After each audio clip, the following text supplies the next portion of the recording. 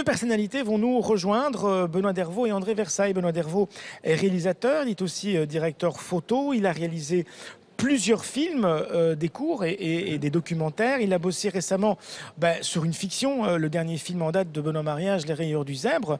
Et puis l'autre personnalité, c'est André Versailles, qui va nous rejoindre également. Il est écrivain, il est éditeur, il a sa propre maison d'édition. Ensemble, ils vont nous présenter un film poignant, un film bouleversant, un film que l'on pourra voir du 13 au 29 novembre prochain à Flagey. Son titre, Rwanda, la vie d'après, sous-titré Paroles de mer.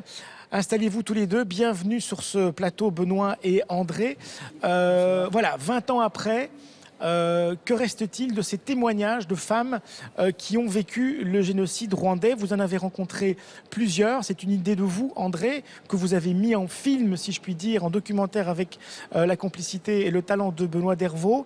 Plusieurs femmes témoignent de ce qu'elles ont vécu, de ce qu'elles ont vu, des viols qu'elles ont subis, des enfants qui sont nés de ces viols, du sida qu'elles ont évidemment contracté bien souvent après ces viols. Et puis de l'après-après, on en arrive au témoignage des enfants et comment eux ont vécu ça. Voici quelques images de ce film poignant.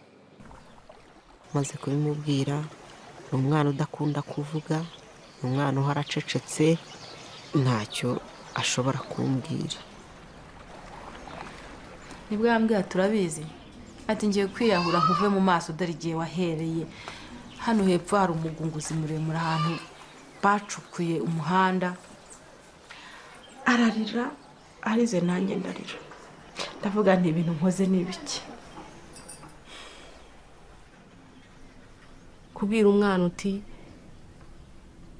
wavutse mu buryo bw'ihohoterwa agukurikirana cyane ashaka kugira ngo amenye ibyo bintu neza, amateka yabyo. Kubyatura ngo bisobanure bikaba ari ibintu bigoye. On a l'impression que ces femmes, ces mères, ce sont un peu les oubliées de ce génocide. C'est pour ça que vous leur donnez la parole aujourd'hui? Oui, en fait, ce sont des femmes des collines. J'avais eu un entretien avec Boubacar Diop, l'écrivain, qui m'avait dit « Si tu veux faire ça, il ne faut pas rester à Kigali, il faut aller dans les montagnes. » Pourquoi? Parce que il y a un peu une vision comme ça stéréotypée. On a eu un génocide, c'était horrible, maintenant c'est fini, il n'y a plus de Tutsis, il n'y a plus de Hutus, on est tous des Rwandais. Les femmes qui sont donc dans les collines sont beaucoup plus libres. Et vous avez vu le film, vous avez vu avec quelle liberté, en même temps avec quel courage aussi. Un courage incroyable. Vous savez que c'est véritablement une grâce, parce qu'on m'avait dit tu veux faire ça, c'est très bien, mais enfin ce ne sont pas des Méditerranéens, ce ne sont pas des gens qui se plaignent, ce sont des gens plutôt farouches, plutôt méfiants. Ils vont se demander qu'est-ce que c'est que ce Muzungu qui vient, cet homme blanc qui vient 20 ans plus tard. On ne parle pas au Rwanda, hein. C'est difficile de parler. Exactement, c'est très très difficile. Et donc on m'avait dit, mais j'avais 3 amis proches rwandaises, Tutsis, ils m'avaient dit, tu sais, mais ce n'est pas sûr. Si tu vas pour faire une enquête, ça ne marchera pas. Mais si c'est simplement le recueil des témoignages.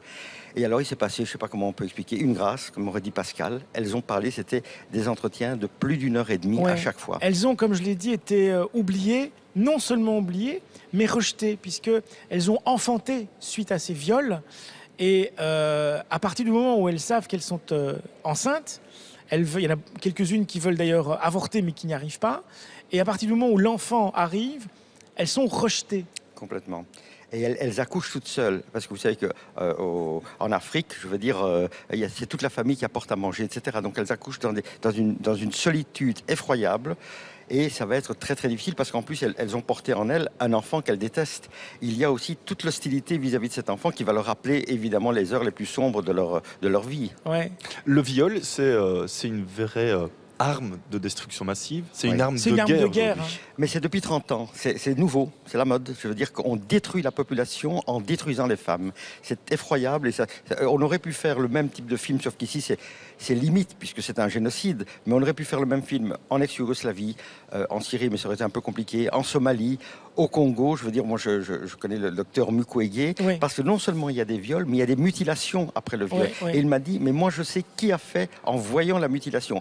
Pas la personne, mais ce sont des bandes du nord, du sud, de l'est ou de l'ouest. Donc c'est devenu vraiment, c'est-à-dire que c'est un but de guerre, ce qui n'existait pas avant. Il y avait des viols, bien évidemment, mais on ne faisait pas la guerre pour violer. Quand on voit ce film, on en sort bouleversé après 1h20, 1h30. Comment est-ce que vous avez, vous, vécu ces heures et ces heures de témoignages?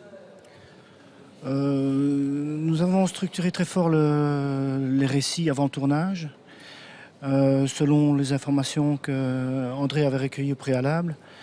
Et il y a eu beaucoup de discussions avec les femmes avant de tourner. On tournait peu de temps finalement parce que une fois que les choses étaient lancées, les récits duraient 1h30. C'était un plan d'1h30, mais on avait pris soin d'expliquer énormément les choses avant de lancer le moteur. Et on tenait à ce que chaque entretien suive la structure même du film. Donc, c'est-à-dire que cette structure était vraiment chronologique et écrite. Et on a vraiment expliqué aux femmes qu'on filmait qu'on avait envie qu'elles suivent cette chronologie-là. Et dans le film, il y a aussi une chronologie. C'est-à-dire qu'une fois qu'elles ont témoigné, elles parlent de ces enfants qu'elles ont détestés, qu'elles ont voulu, qu'elles frappaient, qu'elles ont... Voilà. Et puis on les voit, les enfants. Et puis ils entrent dans le cadre et ils témoignent.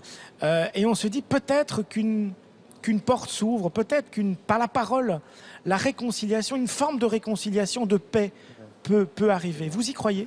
Oui, je pense tout à fait. Vous savez, moi, ce qui m'a frappé quand j'ai été mon premier voyage au Rwanda, c'était en 2004.